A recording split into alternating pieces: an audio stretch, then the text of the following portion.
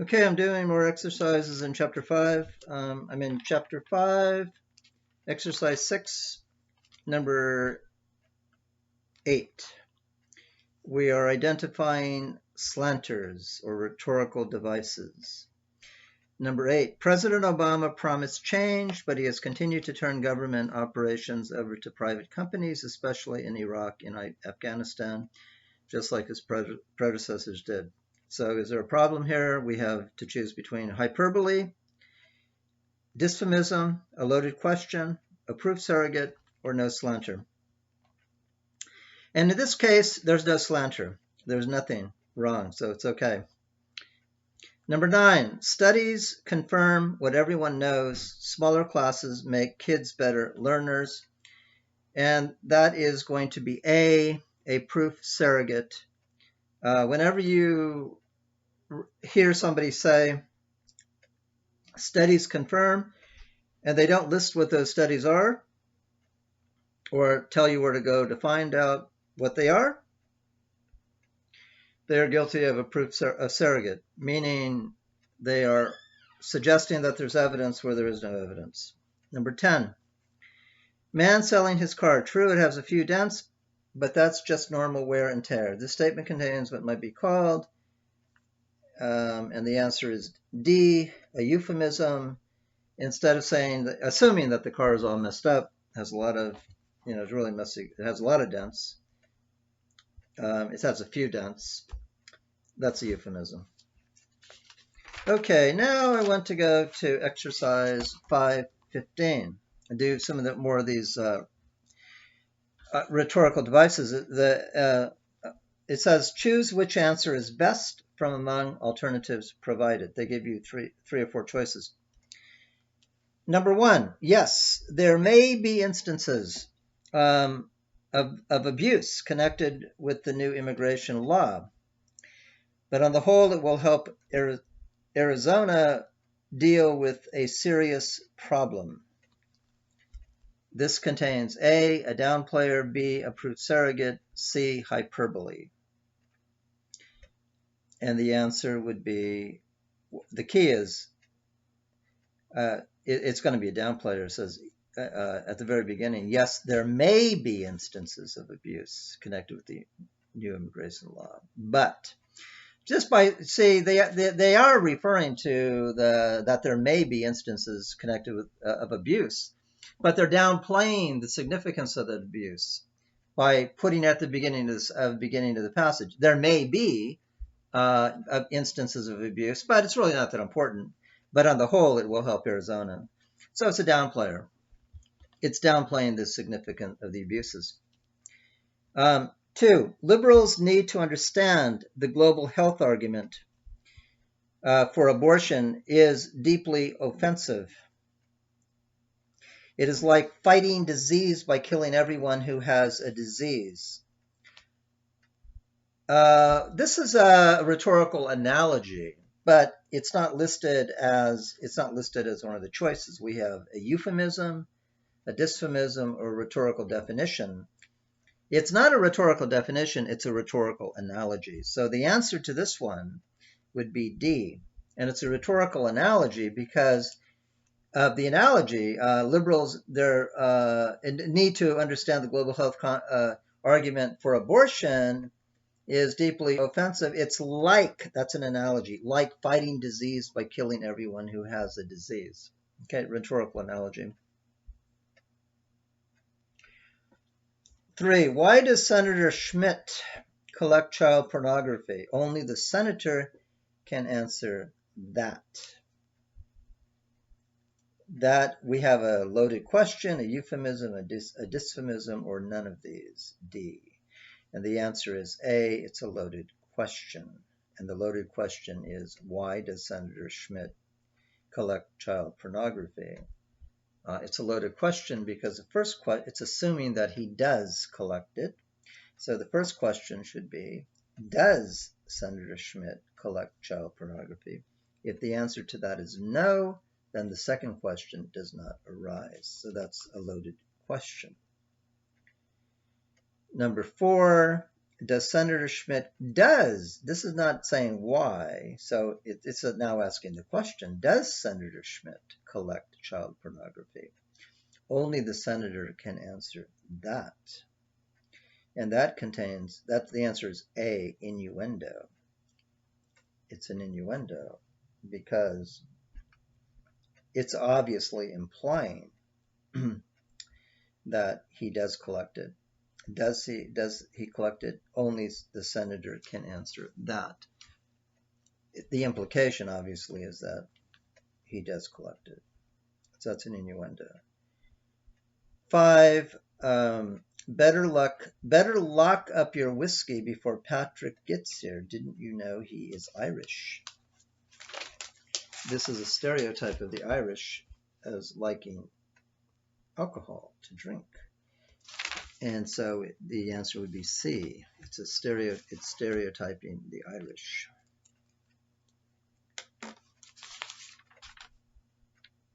Okay, this exercise 515. I'm not sure what I said. Okay, number 6. Ecology, exclamation mark. I will tell you what ecology is. So that's going to be a definition. Ecology is the Marxist science, in quotations, that tries to shove bogus facts about global warming down everyone's throat. This contains, the answer is A, a rhetorical definition. It offers, B is a rhetorical explanation, C is a rhetorical analogy. This is a definition. It's a rhetorical definition. Okay, 7. Ecology. I will tell you what ecology is. Ecology is the Marxist science, in quotations, that tries to shove bogus facts about global warming down everyone's throat. The quotation marks around science, okay, now are meant as what? C, is it a downplayer?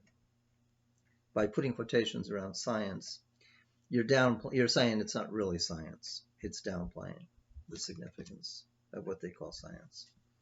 8. Ecology. I will tell you what ecology is. Ecology is the Marxist science, quotations around science, that tries to shove bogus facts about global warming down everyone's throat. Marxist and bogus are, okay, what would be the answer to that? Proof surrogates? No. Euphemisms? No. Hyperbole? No. Rhetorical comparisons? No. The closest one, this one I would say none of these.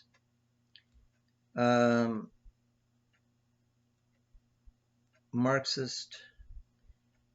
It's really, it kind of sounds like, well, I would say it's not, I would say none of these. I would say it's more of sarcasm or ridicule. Okay, but I think you might, yeah, I would say none of these. The main thing, though, is to recognize that it is, by using the words Marxist and bogus, you're mocking, basically, ecology. So I personally, I don't think it's any of these. So I would say E. But it's obviously rhetorical. It's appealing to the emotive associations of the word bogus and Marxist. They're very negative. 9. The reason Republicans oppose health care is that they don't care about what anyone except their friends in the insurance industry. Don't care about anyone except is what? A rhetorical definition? A. Rhetorical explanation, rhetorical analogy. None of these. I would say D is none of these. It's none of these would be the answer.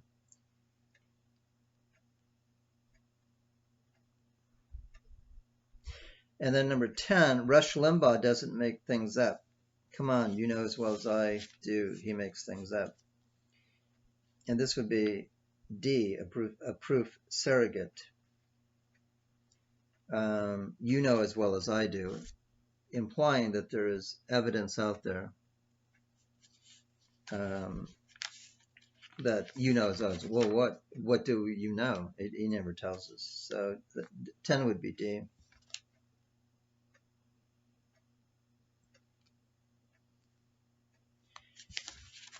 Okay, so let's see what else we got here.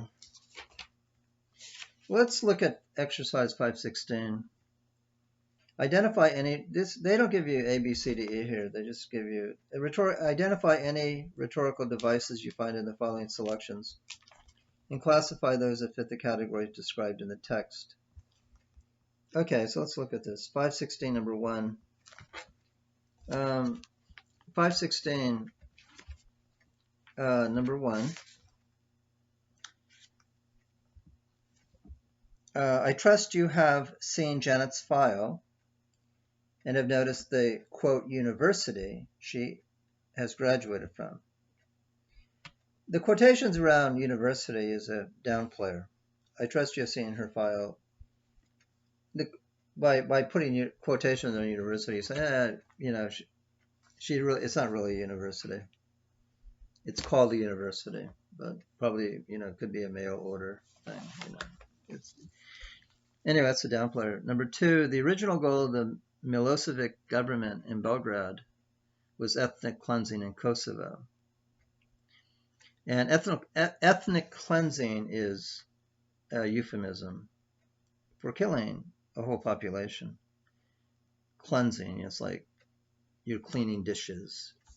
Ethnic cleansing sounds very harmless. It's a euphemism